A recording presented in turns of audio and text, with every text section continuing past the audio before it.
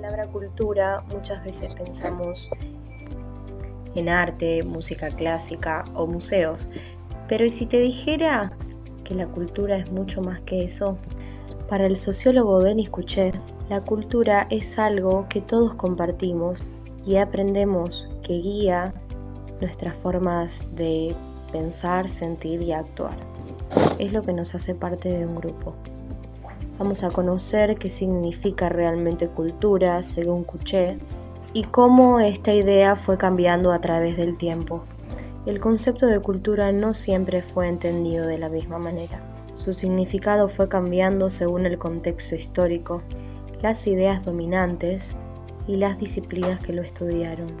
Kuché nos muestra que la noción de cultura se puede dividir en varias etapas importantes. Vamos a recordarlas para entender cómo llegamos a pensar la cultura hoy. Los orígenes europeos. Cultura viene del latín colere, que significa cultivar. Al principio se usaba para hablar del cultivo del espíritu o del saber. Era algo que tenía que ver con el desarrollo individual, el conocimiento y la educación. En el siglo XVIII, con la Ilustración, la cultura se empieza a ver como un signo de progreso y de la educación. La oposición entre cultura y la naturaleza. En esta etapa surge una idea clave, que todo lo que los seres humanos construimos, pensamos y producimos es cultural, mientras que lo que existe por sí solo, sin intervención humana, es natural.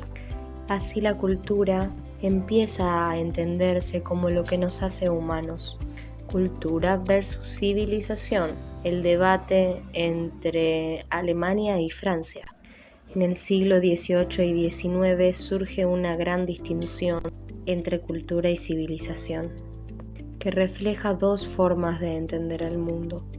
En Francia se asocia con el progreso, la razón y el avance universal, mientras que en Alemania la cultura representa la identidad particular de cada pueblo, su lengua, tradiciones y valores propios. Así, la civilización se ve como un camino hacia una meta común y la cultura como la diversidad y la singularidad de cada pueblo. El concepto científico de cultura surge a finales del siglo XIX, con el desarrollo de la antropología como disciplina. Antes, la cultura se relacionaba con la educación o el progreso moral, pero con los antropólogos empezó a entenderse como un objeto de estudio concreto. Uno de los primeros en dar una definición científica fue Howard Taylor, quien en 1871 definió a la cultura como ese todo complejo que incluye conocimientos, creencias, arte, moral, derechos, costumbres y cualquier otro hábito u otra capacidad adquirida por el ser humano como miembro de una sociedad. Esta definición fue clave porque amplió la idea de cultura a todo lo aprendido y compartido socialmente, no solo a la alta cultura o a la civilización. Cuando hablamos de cultura, diferentes escuelas de pensamiento han tratado de entenderlas de distintas maneras. Primero está el evolucionismo,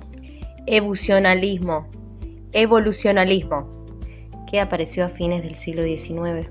Esta idea plantea que las culturas avanzan por etapas, desde las formas más simples hasta las más complejas. Pensaban que había un camino único de progreso, donde algunas culturas eran más avanzadas que otras. Luego surge el culturalismo, que rechaza esa visión jerárquica. Aquí la cultura es vista como algo único y particular de cada sociedad. No hay mejores culturas o peores culturas, sino que diferentes, y cada una debe entenderse desde su propio contexto. Existen otras corrientes como el funcionalismo, que dice que todos los aspectos de una cultura tienen una función para mantener la sociedad. O el estructuralismo, que busca las reglas y patrones profundos que organizan la cultura. Y por último, el interpretativismo, que ve a la cultura como un sistema de símbolos y significados que nos ayudan a entender al mundo, desde adentro interpretando lo que hacemos y decimos. ¿Cómo se transmite la cultura? Denis Couché nos menciona dos conceptos importantes, claves: la enculturación y la socialización. La enculturación es el proceso por el cual una persona desde que nace va incorporando la cultura que le transmite su grupo o sociedad. Es decir, cuando aprende a hablar, cuando aprende valores, normas y formas de comportamiento. Y la socialización no solo incluye lo cultural, sino también a las formas en las que nos adaptamos a vivir con otros en diferentes contextos sociales. La diferencia es que la enculturación se centra en cómo adquirimos la cultura específica de un grupo o sociedad, y la socialización aborda las relaciones sociales en general. La enculturación y la socialización son procesos fundamentales para que la cultura se mantenga, se transmita y se transforme con el tiempo. Siguiendo con Couché, que es nuestro autor que estamos desarrollando en esta primera parte, él nos habla de etnocentrismo, que es un término técnico para la percepción de las cosas, según el cual nuestro propio grupo es el centro de todo, y todos los otros grupos son medidos y evaluados en relación con él. Cada grupo tiene una costumbre, una propia costumbre, y que son las únicas buenas, y si observa que otros grupos tienen otras costumbres, estas provocan indiferencia. El etnocentrismo también, dice Couché, puede tomar formas extremas de intolerancia cultural, religiosa y política. Couché habla también de las relaciones entre grupos de distintas culturas y hace referencia a la identidad de cada grupo. Esa identidad es una construcción que se va elaborando en relación a un grupo y otro, donde ahí hacen la diferencia de cada grupo cultural. Para hablar de cultura dominante y cultura dominada es recurrir a metáforas. Lo que existe son grupos sociales que están en relaciones de dominación y subordinación, unos en relación con otros. Esta cultura dominada no es una cultura dependiente, es una cultura que en su evolución no puede no tener en cuenta a esa cultura dominante. También nombra a subculturas, que son las culturas populares, donde Marx considera a estas culturas populares unas culturas que habría que considerar iguales, incluso a veces superiores a la cultura de las élites. Bueno, y ahora mi compañera Abril les va a hablar sobre la contracultura. Voy a hablar sobre la contracultura. Según Couché, no es una moda pasajera o una simple oposición a la cultura dominante, sino una nueva búsqueda de ser y de estar en el mundo, que desafían las estructuras de poder establecidas. Esto implica una transformación personal y social que busca la autenticidad, la libertad y la justicia, a menudo a través de la exploración de la conciencia y de la crítica al sistema.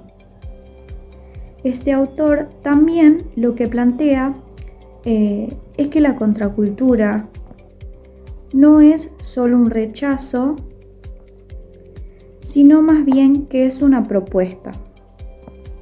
No se limita a negar los valores y las normas establecidas, sino que busca busca alternativas que sean más justas, más igualitarias y también más significativas.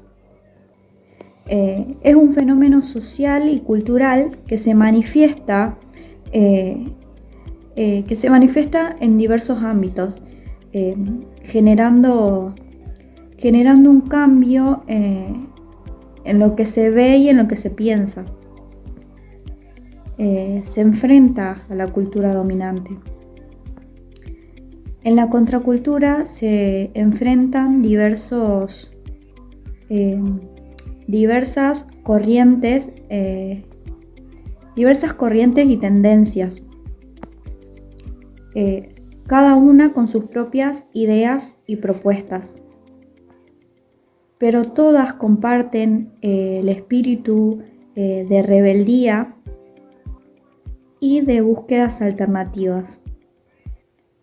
Este autor ve a la contracultura como un proceso de transformación profundo que busca que la sociedad sea más justa, más auténtica y más significativa.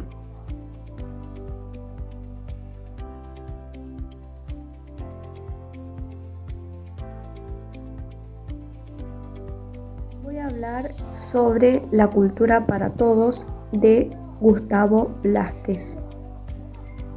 Cultura deja de referirse exclusivamente a un proceso personal e individual. Para nombrar el proceso de desarrollo social, espiritual, intelectual y estético de un determinado grupo social, la burguesía. Los grupos burgueses liberales cultivaron las libertades interiores y de desarrollo, cultura, como un estilo de vida de un pueblo. Remite a la tradición antropológica inaugurada por Edward Taylor, con su potencial democratizante y su crítica al concepto de alta cultura. La cultura pasó a ser una propiedad exclusiva de la humanidad, en tanto especie gregaria, y en este sentido piensa fundamentalmente de los dispositivos discursivos destinados a crear la naturaleza. Entre fines de la década de 1970 a principios de los 80, podemos agregar un quinto elemento asociado a la transformación de la cultura en recursos como parte del capitalismo cultural. En la actualidad, la cultura constituye una base legítimamente a partir de la cual es posible plantear un mejoramiento de las condiciones sociales, económicas y políticas. Se basa en la utilidad de la misma para la resolución de problemas sociales. En torno a todo un conjunto de prácticas culturales se constituirá el locus de la mutación de un capitalismo industrial basado en la producción de servicios y de creciente desarrollo de lo que serían las industrias culturales. Después habla de la cultura para todos y en todas partes. Para facilitar el acceso a la cultura, un término que no precisa ser definido y como una propuesta a la puesta en valor del patrimonio cultural, social.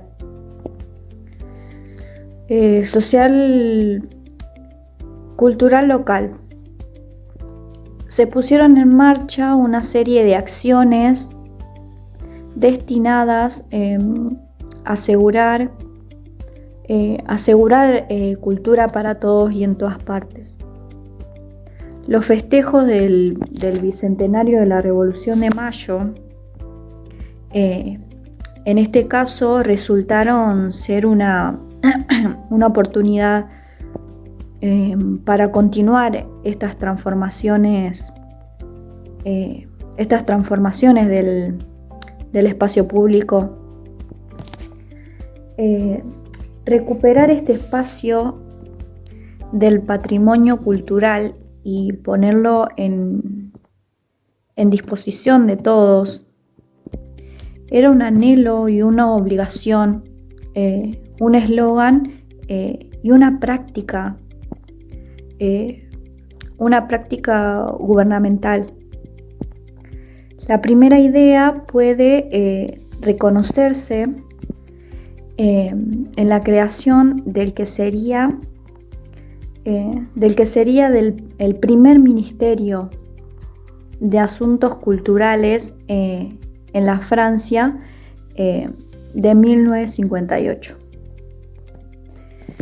Después habla de una segunda idea, que esta segunda idea se encuentra transformada e impulsada también por la UNESCO a partir de la década de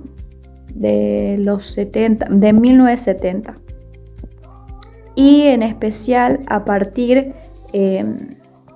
de la Conferencia de México de 1982, que adoptó una definición más antropológica de cultura ligada al relativismo cultural.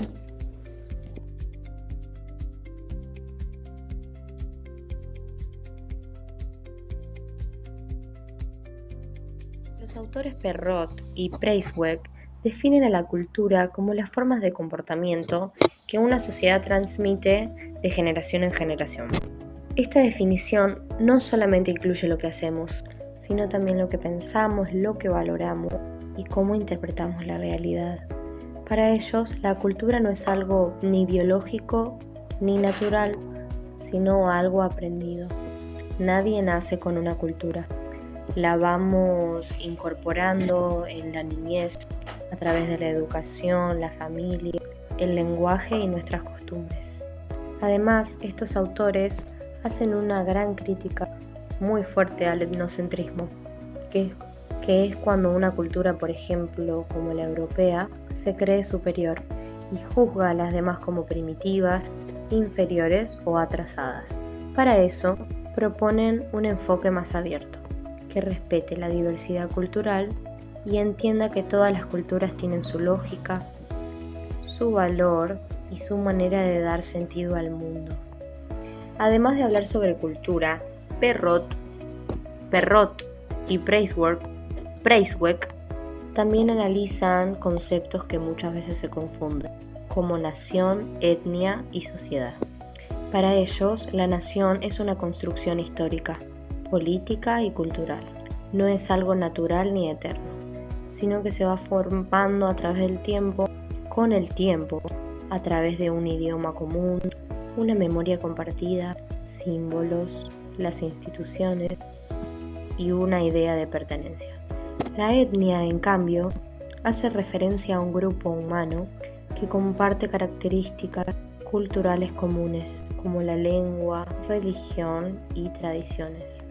Pero a diferencia de la nación, la etnia no siempre tiene un estado propio ni aspira a tenerlo. Es una identidad mucho más ligada a lo cultural que a lo político.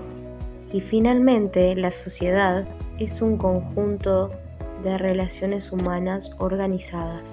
Es más amplia que la nación o la etnia porque incluye distintos grupos, culturas y formas de vida dentro de un mismo marco social.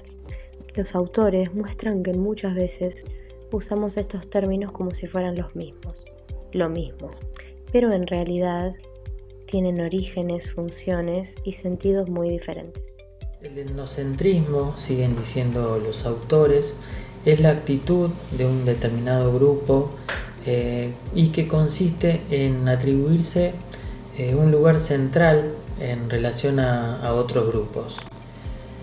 El sociocentrismo, que es una tendencia a considerar que la propia sociedad o el grupo cultural como el centro y medida de todas las cosas, y a veces con una visión superior a la de otros grupos. Y por último, el nacionalismo, que es una ideología integradora cuya unidad de referencia es la nación, constituida por el Estado. Alude también a un movimiento de acción y a un movimiento de ideas. Perrot y Presswell dice que cada hombre participa de la cultura en diferentes niveles dimensionales. Por ejemplo, la cultura local en la ciudad, en el barrio, en una tribu, la cultura regional, que es compartida por un conjunto de pueblos, y finalmente la macrocultura, que se puede extender a distintos lugares, distintos continentes.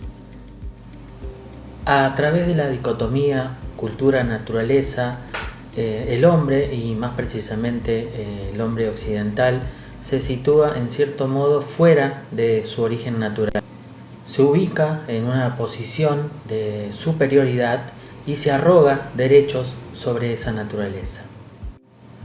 La ciencia contemporánea no puede discernir aquello que de las características de los grupos humanos procede respectivamente de la raza y de la cultura, cuando estos grupos a su vez difieren mucho entre su apariencia y su comportamiento. Las diferencias genéticas que intervienen casi nada tienen que ver y determinan esas diferencias sociales y culturales entre esos grupos humanos. También se nombra la biología y la cultura. Entre las propuestas sobre los aspectos biológicos de la cuestión racial en 1964 retenemos el siguiente concepto. Las realizaciones de diferentes pueblos parecieran a veces que tendrían que seguir explicando cómo es su historia cultural. Actualmente en biología, antropología y psicología tienen una tendencia, la de no establecer una relación según la cual la raza determinaría la cultura. Estos autores también nos hablan de racismo, donde dice que consiste en atribuir a la herencia biológica las particularidades culturales de un grupo que tiene una apariencia muy distinta. Entonces allí el racismo nos pone en presencia de grupos racialmente diferentes.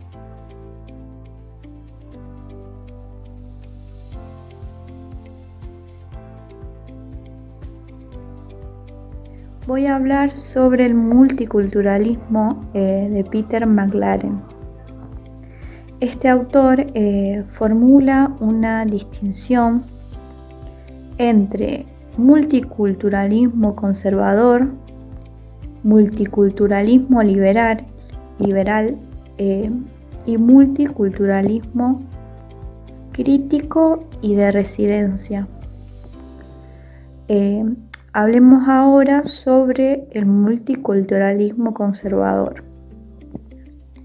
Propone una igualdad entre minorías étnicas y la construcción de una cultura común. Afirma que existen comunidades de origen limitados frente a otras más racionales, que esto lo representa la cultura blanca. El autor critica la manera en que estos teóricos, que lo blanco también es una forma de etnicidad, construyendo como étnico toda forma cultural diferente a la cultura dominante. Hablemos ahora sobre el multiculturalismo liberal. Se separa del anterior proponiendo una igualdad entre los diferentes grupos étnicos. Creen que las limitaciones culturales pueden ser modificadas o reformadas, como por ejemplo a través de la educación, para que todos puedan competir con la igualdad y la liberación en el mercado. McLaren la define como humanismo etnocéntrico. Multiculturalismo crítico y de resistencia.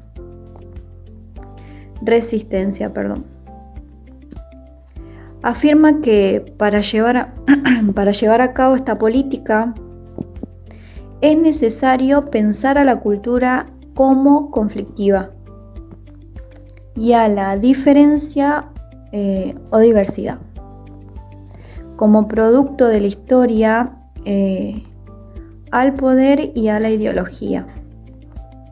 Se enfrenta a la idea de la cultura común. Es precisamente que dentro de estos contextos que ha aumentado el desinterés de pedagogos y científicos sociales por la problemática de llamada educación multicultural, pluricultural e intelectual. Un tipo de educación que integre en el plano social y cultural a los diferentes grupos étnicos, que respete las diferencias y promueva la tolerancia, ya que los procesos históricos actuales, crisis económicas, movimientos migratorios, etc., denotan una realidad inocultable dentro de los sistemas educativos, como ser la presencia cada vez más significativa de los niños migrantes.